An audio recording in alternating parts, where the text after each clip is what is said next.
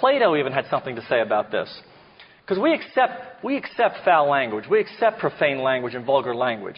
We say, well, you know, it's the moment and so forth. Here's what Plato had to say about it. Now, madness is of various kinds. In addition to that which arises from disease, there is the madness which originates in a passionate temperament and makes men, when engaged in a quarrel, use foul and abusive language against each other. This is intolerable in a well-ordered state, and therefore our law shall be as follows. No one is to speak evil of another, but when men differ in opinion, they are to instruct one another without speaking evil. And then it goes on later, and for this reason, no one may use an abusive word in, and he mentioned a number of things, including the games. That's important. We cannot just accept things that are happening in sport today and just say that's just the way it is, or what can I do about it? We can do something about it. Matter of fact, this is why the communists succeeded in isolating people. Because they put a spy in a building or a block, you didn't know who it was, and so although you lived in the midst of millions of people, you felt alone and you felt isolated. Well, our culture today, our society today, does much of the same thing to us. We feel very isolated. We're in the midst of thousands and millions of people, and yet we feel somewhat alone. We feel it's just us. I'm the only one thinking this. I'm the only one feeling this way. And it's not true. We need to do something about it. And in contrast to this, some of you may know Amos Alonzo Stagg. Anybody familiar with him? Football coach? Oh, good. Very good. Just to give you very briefly his background, All-American end. He was only 5'6", 150 pounds. Now, he was born, I think, 1868. Number one collegiate pitcher in the country at the same time. Played in the first basketball game ever. His teammate on the football team at Yale was James Naismith, who invented basketball. As a coach, he won 2 national championships in football. He was 7-time Big Ten champion, his teams. His record was 242, 112, and 27. He was in the inaugural class of both the College Football Hall of Fame and the College Basketball Hall of Fame. He was also the Olympic track coach for the 400 and 800-meter runners in the relay in 1924 Olympics.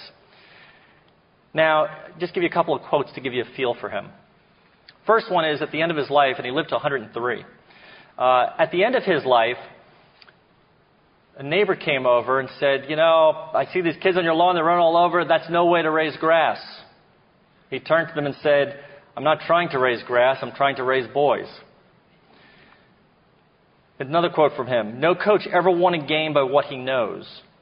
It is what his players have learned. And the last quote I'm going to give you from him is, after one particularly fine season, from the win-loss perspective, a reporter asked Coach Stagg, Coach, was this your most successful team? Stagg replied, I won't know that for another 20 or 30 years. Now, let me read you this last thing. This is a letter, if I can get through it, that he wrote to his 14-year-old son. And it goes like this. And by the way, this advice that I'm going to read that he wrote to his son is the same advice he gave to every player he ever worked with. He goes, to my son, this is June 23rd, 1900. You're only a little fellow now, a trifle over 19 months old. But I have loved you so dearly since you came that it has been on my mind to write you a letter in the event of my being taken away at any time before I had the chance to tell you many things which you need to know. Your father wants his boy, first of all, to love, protect, and care for his mother, giving to her the same kind of measure of love and devotion which she had given to you. Second, your father wants his boy to be sincere, honest, upright, and be your truest self always. Hate dishonesty and trickery, no matter how big and how great the thing desired may be. Third, your father wants you to have a proper independence of thought. Think matters out for yourself always where it relates to your own conduct and act honestly afterwards. Fourth, your father wants you to be an American in democracy. Treat everyone with courtesy and as your equal until he proves his unworthiness to be so treated. The man and the soul are what counts, not wealth, not family, not appearance. Fifth, your father wants you to abhor evil. No curiosity, no imagination, no conversation, no story, no reading, which suggests impurity of life is worthy of your thought or attention, and I beg you never to yield for an instant, but turn your thought to something good and helpful. 6, train yourself to be master of yourself, of your thought and imagination, and temper, and passion, and appetite, and of your body. Allow no thought, no imagination, no passion, no appetite to injure your mind or body. Your father has never used intoxicating liquors, nor tobacco, nor profane language. He wants his boy to be like him in this regard. 7th, your father wants his boy enthusiastic and earnest in all his interests, his sports, his studies, his work. He wants him always to keep an active, actual participation in each so long as he lives. It is my judgment that one's life is most healthy and most successful when lived on such a basis. 8th, your father wants his son to love God as he is revealed to him, which after all will be the revelation of all that I have said and left unsaid of good to you, my precious boy. Affectionately, your father, Amos Alonzo Stagg. Now, how would you like to have him for a coach? Yeah, you could. Catholic perspective of the human person. It's integral. It's the development of the whole person. It's body, mind, and spirit. And it's important that we address it that way. Very often at the end of an NFL game, you see everybody kneel down in the middle of the field. Fantastic. I'm very happy for that. But there's a little bit of a disconnect at the time that we're going to kneel down and pray. But during the game, I'm trying to take your knee out. I'm cursing at you, poking the eye, biting you, spitting on you, yelling at you down the bottom.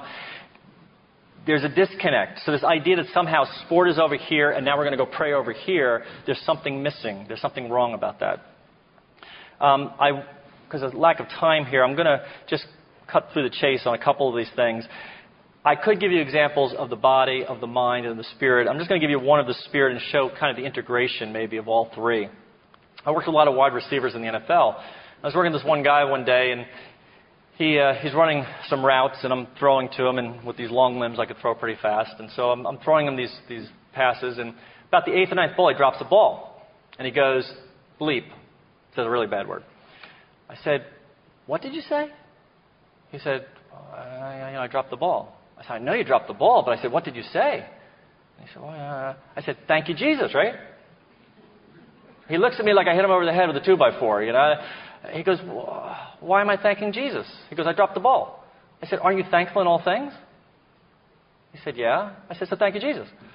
He goes, thank you, Jesus. Good, come on back. Now, you may wonder, why did I do that with him? And what does it have to do with anything? 2 very important reasons. First one is back to gratitude. It's the right thing to do. Be thankful in all things. Second one is really practical. Pride is the reason you get upset when you drop a ball. And while you're upset and kicking the ground and showing how upset you are because this is way beneath me, I don't drop balls, okay? While you're doing that, guess what you don't know? Why you dropped the ball. You're caught up in what it all means. And an NFL wide receiver can catch a ball. If he drops the ball, it's not because he can't catch. Didn't get his head around fast enough, didn't have energy in his hands. There's something as to explain why he did not catch the ball. So that frees him up to know what that is and to be able to go back out. Well, now maybe another 8, 10 balls out, he drops another ball. And he goes, and he's about to say it, and he looks back at me, and I go, he says, thank you, Jesus. Good, come on back, So he comes back, and I ask him, tell me what happened. He tells me. By the end of the day, if this guy drops a ball, and by the way, he's dropping less of them, but if he dropped the ball, he's saying, thank you, Jesus, and he means it. Now, there is something where faith and actual performance, he's a better wide receiver. He's getting better. We're not saying go over here and pray and then hopefully come back here and be a better wide receiver. He's a better wide receiver right then today on that field. So these peak performances from a Catholic perspective really reveal the divine to us. Again, maybe because of time here. Do I have like 5 or 10 minutes? You got it, Bill. Well, I should ask all of you. Do I have 5 or 10 minutes? Father Shaw wrote, our games need not exist, yet they absorb our attention in their unfolding. They take us out of ourselves into their own time and place and drama. We are curious about this experience of our loving games almost as much as we are about our experience of loving beauty. Often they are the same experience. What a beautiful shot, what a beautiful dive. We are aware of more than simply what is when we say of it that it is true or good or beautiful. The problem I'm seeing, and now I'm getting to it, is really that the visible corruption that we are seeing in sport today, I think, is greater than any time in the world's history. And I think there's a reason for that. I think it has to do with exposure. Now think about this idea. When we say an NFL player, a football player in the NFL, it's a misnomer. It's not actually accurate. He's a worker. He gets paid to do his job. If he wants to play, he's got to go do something else. He can go play golf maybe or play tennis or something. But he doesn't play football. He works. He gets paid for football. And because of the media attention and the amount of detail that you learn about every single professional player, what you start to adopt, even as a spectator, even as a child, is the worker mentality related to sport.